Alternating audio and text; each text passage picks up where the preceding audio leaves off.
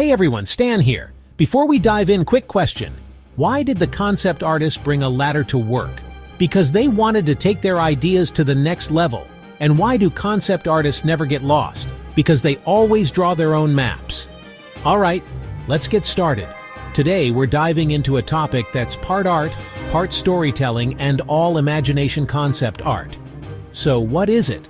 Think of it as the visual blueprint for worlds that don't exist yet. Before you see that amazing creature in a video game, that futuristic city in a movie, or that epic fantasy landscape, a concept artist dreamed it up. They are the first architects, the initial explorers. Their job isn't just to draw something cool, though that's a big part of it. Their primary goal is to solve a visual problem and communicate an idea clearly and effectively to an entire creative team of modelers, animators, and directors. It's the foundational language that everyone on a project speaks. It's the bridge between a written script or a game design document and the final visual product you experience. A well-crafted piece of concept art can set the entire mood, define the aesthetic, and inspire the whole team. It answers crucial questions. What does this world feel like? Is it oppressive and dark, or vibrant and full of hope? What is the history of this place, and how is that reflected in its architecture or the clothes its people wear? Every great piece of art starts with a single spark of an idea. But where do those sparks come from? Staring at a blank page can be terrifying. The key is to not aim for a masterpiece right away. Instead, your first goal is simply to play with ideas. This is the brainstorming phase. Start with a simple prompt. It could be something like ancient underwater city, a knight who uses plant magic, or a market on a desert moon. Write down keywords associated with your prompt. For ancient underwater city, you might write bioluminescence, colossal statues, coral, pressure, lost civilization, strange fish, whale bones. This word association helps build a mental library you can pull from. Once you have a pool of ideas, it's time for thumbnail sketching. Thumbnails are small, super rough drawings, no bigger than a postage stamp. Their purpose is not to be pretty, it's to explore composition and big ideas quickly. Don't worry about details, anatomy, or perfect perspective. Ask yourself, what is the most important thing in my scene? Should I use a low angle to make something feel huge and intimidating, or a high angle to show a vast landscape? In this stage, you should aim for quantity over quality. Create 10, 20, even 50 thumbnails. Let's use an example. Our prompt is a lone watchtower on a frozen peak. For thumbnails, I might try one with the tower silhouetted against a giant moon. I'm not drawing individual bricks or snowflakes. I'm just using simple shapes. Rectangles for the tower, triangles for the mountain, circles for the moon. I'm thinking in terms of light and dark masses, what we call values. Where are my darkest darks and my lightest lights? After creating a bunch of thumbnails, pick the one that feels the most compelling, the one that tells the most interesting story. You've chosen your strongest thumbnail. Now it's time to transform that small, rough idea into a solid foundation for your painting. This is the refined sketch stage. Think of yourself as an architect drawing up the detailed blueprints from the initial concept model. This is where you'll begin to solve design problems and define the forms more clearly. Where exactly does that bridge connect? What is the shape of that monster's head? Your goal is to create a clean line drawing that serves as a reliable guide for the painting process. Start by focusing on the major forms and perspective. Use basic perspective rules to make your environment feel grounded and believable. Break down complex objects into simple geometric shapes like cubes, cylinders, and spheres. A castle tower is just a tall cylinder with a cone on top. As you refine the lines, start thinking about the design language of your concept. What story are the shapes telling? If you're designing something for an ancient, sturdy civilization, you might use thick, square shapes. For a futuristic society, lean into flowing curves and sharp angles. Don't get caught up in tiny details at this point.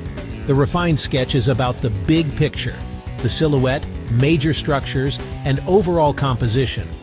Once you have a clean and confident line drawing that clearly communicates your idea, you are ready for the next exciting step: adding color. With your refined sketch complete, it's time to bring your world into the realm of color. This stage, often called color blocking or flatting, is about laying down the basic, local colors of everything in your scene. Don't think about light, shadow, or texture yet. Just ask yourself, what is the inherent color of this object? The stone of the watchtower is gray, the snow is white, the sky is blue, the pine trees are dark green. You're essentially creating a coloring book version of your line art. This step is crucial for establishing the overall color harmony and mood. The color choices you make here are incredibly powerful storytelling tools. A color palette can instantly communicate emotion and atmosphere. For our frozen watchtower scene, we could go for a cold monochromatic palette with blues and grays, or introduce warm golden light for a magical mood. Experiment with different color schemes. A limited palette of 3 to 5 main colors often creates a more cohesive and professional look. A great technique for this stage is to work on a layer beneath your line art. This allows you to paint freely without messing up your drawing. This process helps you see how colors interact with each other and balance across the composition. Does one color feel too dominant? Is the scene looking too busy? Now is the easiest time to make adjustments. For instance, changing the sky from midday blue to sunset orange would dramatically alter the entire story of the image.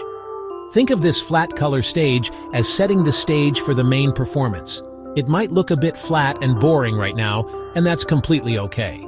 You've established your composition with the sketch, and now you've established your mood with the color palette. You're ready to start sculpting your flat shapes into 3-dimensional forms using light. Now we get to the part that feels like magic. This is where your flat 2-dimensional shapes start to pop and feel solid and 3-dimensional. Before you paint a single stroke, you must make one crucial decision. Where is my primary light source? For our watchtower scene, let's say our main light source is a cold, pale moon high in the top right of the sky. This means all the top-facing and right-facing surfaces of our objects will be lit, while surfaces turned away from the light will be in shadow. With your light source established, you can begin to block in the major shadows. On a new layer, start painting in the areas that are turned away from the light. Think in simple terms first. A sphere will have one side lit and the other in shadow. A cube will have some planes lit and others in shadow. Next, consider secondary light sources. Our scene has a watchtower with a window. Let's add a warm orange glow coming from that window. Furthermore, light bounces. The bright moonlit snow would bounce some faint, cool light back up onto the shadowed side of the watchtower. Finally, you can begin to soften some of the edges between light and shadow. The transition from light to dark is rarely a perfectly sharp line. By the end of this stage, your painting should have a convincing sense of depth, form, and atmosphere, all sculpted by your deliberate use of light and shadow. Your painting now has solid form, color, and lighting. It feels like a real place. This final stage is about adding the details and textures that sell the story. The key here is to be strategic. Don't add detail everywhere. Instead, concentrate your details around your focal point. In our case, the watchtower. Start by thinking about materials and textures. What is the watchtower made of? Stone. So, let's paint some subtle texture onto its lit surfaces. Are the stones worn by centuries of wind and snow? Add some cracks and chips, especially along the edges. What about the snow?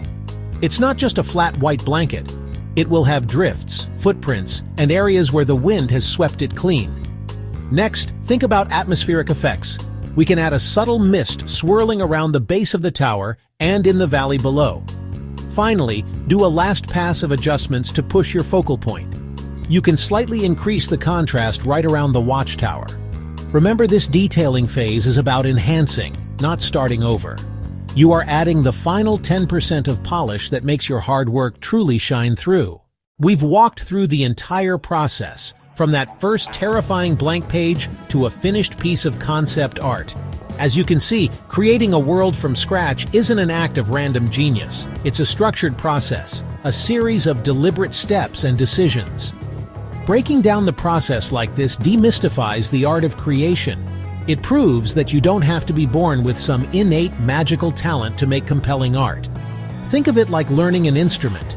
At first, you practice scales and simple songs. It can feel repetitive and frustrating, but with each practice session, your understanding deepens, and soon you're creating your own compositions. Art is exactly the same. The most important piece of advice I can give you is this: be patient with yourself and embrace the process.